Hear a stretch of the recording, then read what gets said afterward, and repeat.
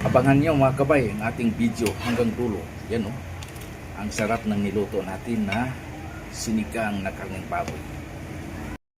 Good morning, magluto tayo. Magluto ng sigang na karne mga kabay. Yan, sarap.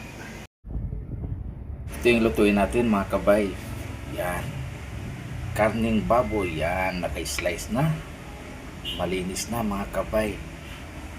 Yan, para masimulan na natin ang pagluto mga kabay. Nakasalang na mga kabay. Yan, nagpalambot muna tayo ng karne. Yan, pag lumambot na ito, saka natin timplahan at ilagay yung mga gulay. Yan. Yan, kumukulo na ang ating niluluto na sinigang. Yan o. Yan, palambutin na lang natin ito mga kabay. Kumukulo na. Nakahanda na din yung ating panghalo nito, yung gulay, sibuyas, bawang at saka luya. Yan. Palambutin na lang natin ito.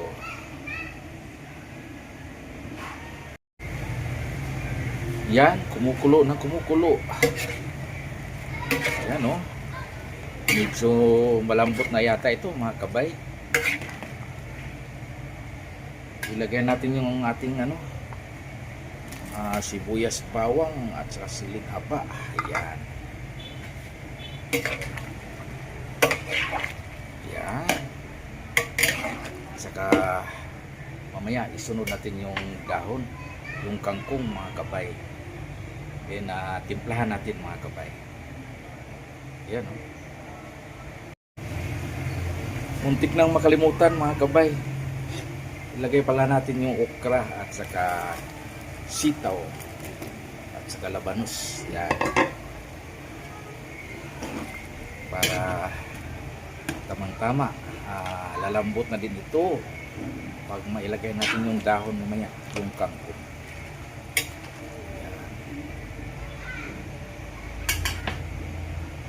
Yan o. Yan, ng bango, ng aroma. Buwas na yung aroma mga kabay. Yan, ilagay natin yung dahon mga kabay.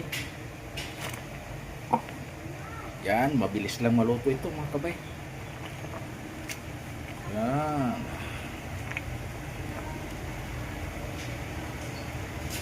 Okay, nakalagay ng dahon. Mga ilang segundo na lang, pwede nating hainin mga kabay. Saka natimplahan na ito. Tikman na lang natin mga kabay kung tama sa timpla.